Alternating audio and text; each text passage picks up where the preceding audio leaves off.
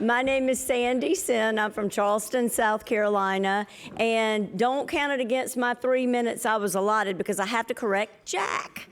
I'm glad that Jack has 2 sisters. I have 5, or I'm one of 5, I guess. But the reality is we were able to hold off absolute abortion ban. We held that off. And it wasn't until, yes, thank you. Thank you.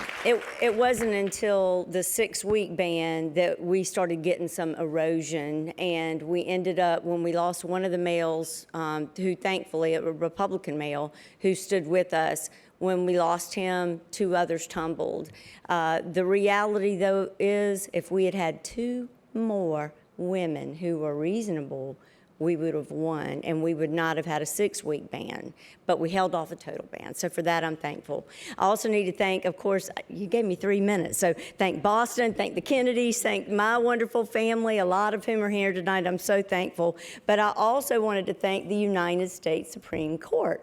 And now I see Justice Breyer was here. I had no idea. I was just hoping that somebody could transfer a piece of my speech to Justice Alito, because please do so. I know you've got somebody there who's still working there.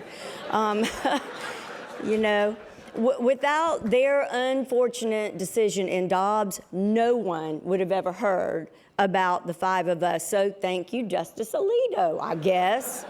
You know, and I realized he was just writing for the majority, but he wanted to write for the majority. So speaking of him, surely he had to blush just a little bit when he actually wrote that abortion was not a sex-based classification. I mean, that will only be true when men can carry babies. He also penned that Dobbs did not eviscerate the equal protection laws, knowing full well that upon remand, girls from one state would be treated differently than girls from another. In the Bible Belt, where we live, unmarried pregnant girls will be treated harshly. How could they not, when in South Carolina they're governed by a legislature with only 14.7% female representation currently, although we did pick up a 6th senator in a special election last week. So that would be great. Yeah. As Jack mentioned correctly, that we now have the only state in the nation with an all-male Supreme Court. And everybody worried about Dobbs violating stare decisis. I mean, we violated it within 6 months.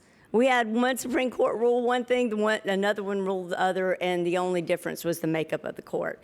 So unlike, though, what Justice Alito stated when he wrote for the majority, equal protection is not preserved. It has been upended, and it needs to be fixed. The most important lessons thank you. Okay. Now the clapping can't go against me either with my 3 minutes. I'm going to start sounding like a pharmaceutical, disclaimer in a second. So the most important lesson we can learn from Dobbs, I think, is not to trust a court to keep a law once they are imposed. The Equal Rights Amendment needs to now officially be enacted. It has to be. And by the way, none of us felt as though we were feminists before all of this. Actually, we were not pro-choice. I think all of us are really pro-life. But we have different degrees of opinion on what that means. But we did know that we want mothers to have their babies, but it is going to be up to them because only they know their particular circumstance, and we will not judge.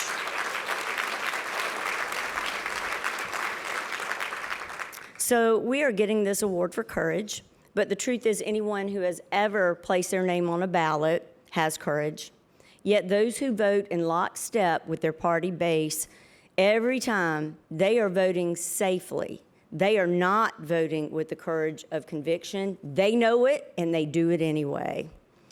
Partisans forget that many platforms are set by mere mortals. I believe that my party was wrong in 1976 when, after heavy disagreement at the convention, abortion was first placed on the Republican Party platform. And that was over the dissent, by the way, of all 28 female delegates who were there. And it remains a source of malcontent for our party today. Yet my sister senators and I came together really pretty easily on the matter because, like I said, even though we all want mothers to have their baby, so what we had to do was set aside the extremes. 0 abortions with 0 exceptions is extreme. Allowing abortions after viability is certainly extreme. But what we did was just cast aside those differences, and we tried to focus in what we believe is the reasonable middle. And I believe really that most of us are in the reasonable middle on a lot of things, not just abortion. And we think that maybe why don't we just put it on a ballot and decide? That would be great, wouldn't it? But in our state, that won't happen. I'd like for it to happen nationally. That, you see, we can't even get the Equal Rights Amendment passed, but we can do it if we all believe it and stick together. Now, during our debates, we were all mad and all frustrated because we knew that it was no dress rehearsal. Carolina girls were going to be impacted, but getting mad does not help. Finding a solution by casting out the extremes will help, and electing more women will help.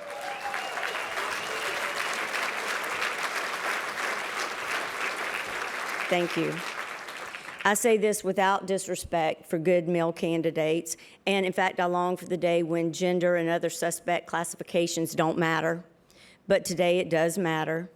And when there is an imbalance of power in any circumstance, it needs to be corrected, because only then will people negotiate and not dominate, and only then will sensible solutions be reached.